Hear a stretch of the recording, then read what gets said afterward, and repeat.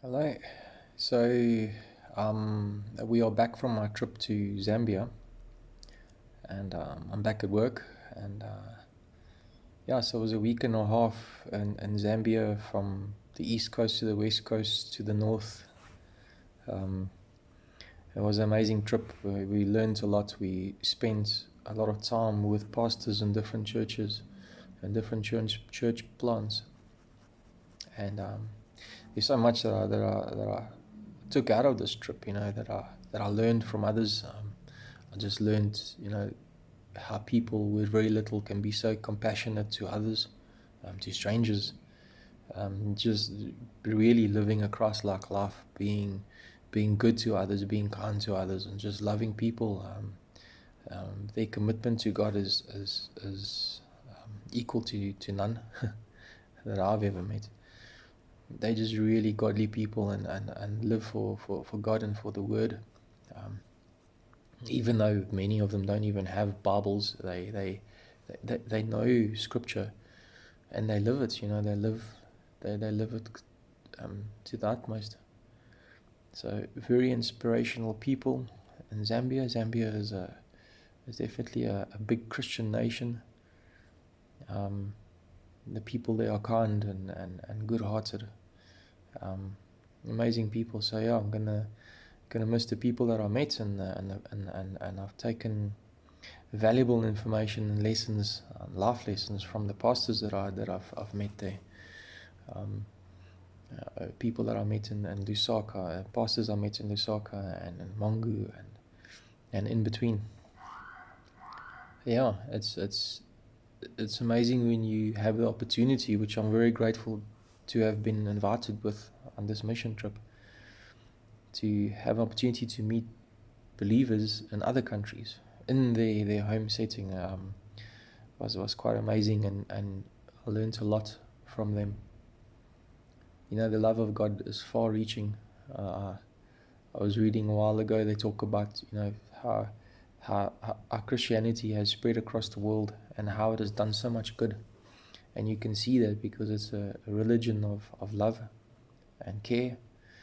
And definitely it shows in the people that it's made an imprint on, that Christianity has really changed lives, and just get them into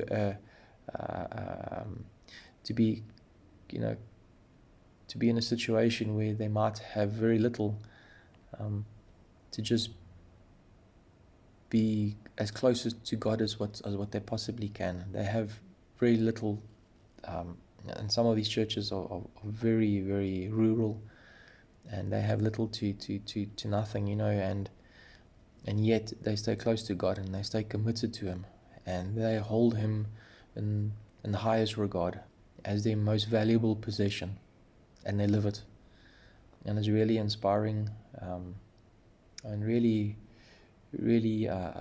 sets the bar very high for a normal person like me that comes back, and I'm a normal blue collar worker, to just be in a situation where you look at these people and they value other things in life, um, much higher than what we do. And yeah, we have to work, and we have to pay our rent, and pay for things, and pay for transport to get to work, and then you have a lot of other challenges. But these people, all they live for is God. They just can't wait to be in church. They can't wait to just to glorify Him, in every way that they can. Um, yeah, the people are amazing, and the inspiration.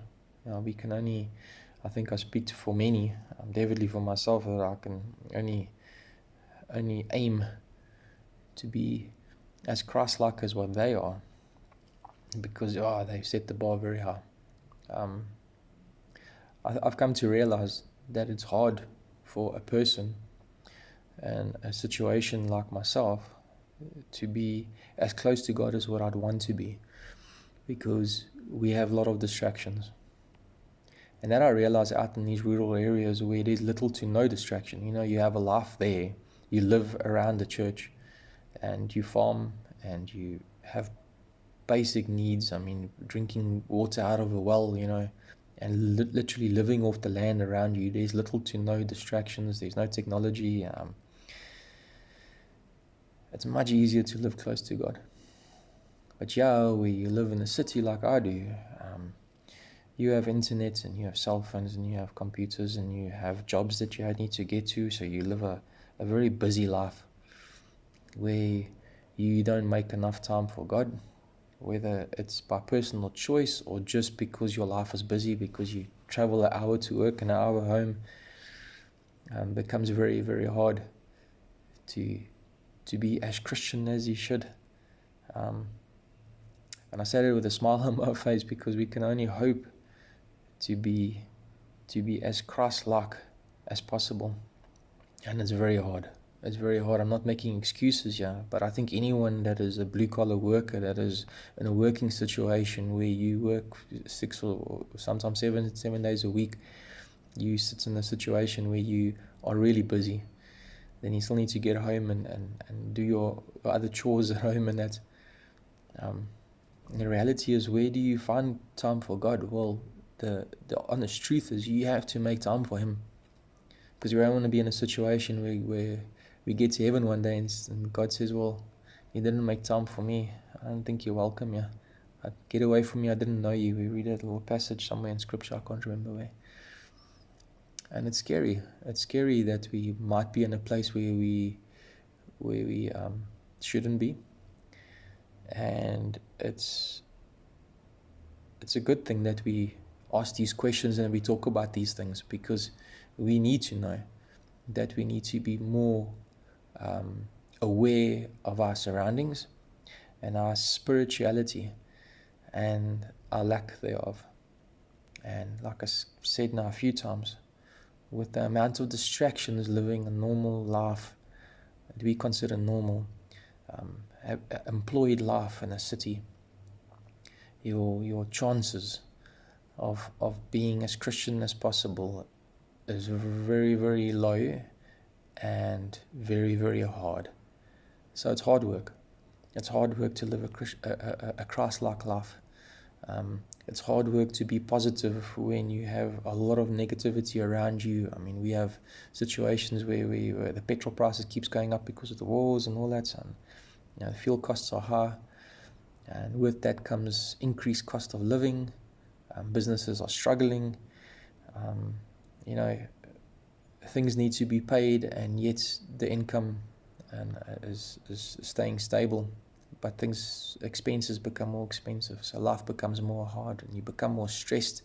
And with more stress, the hard reality is, the more stressed we are, the more busy we are, the more you just feel like giving up and moving away from God, where in fact we should press harder into Him and rely more on Him, and just be in a situation where we ask God to help us to be closer to Him, and to realize that in hard times and difficult times, all we have is Him,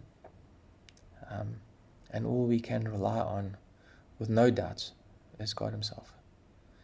So yeah, I hope that makes sense, and just my thoughts for the day. So remember to live a Christ-like life. I know I'm going to try my hardest to be better at it, but I know you can do it too. So take care.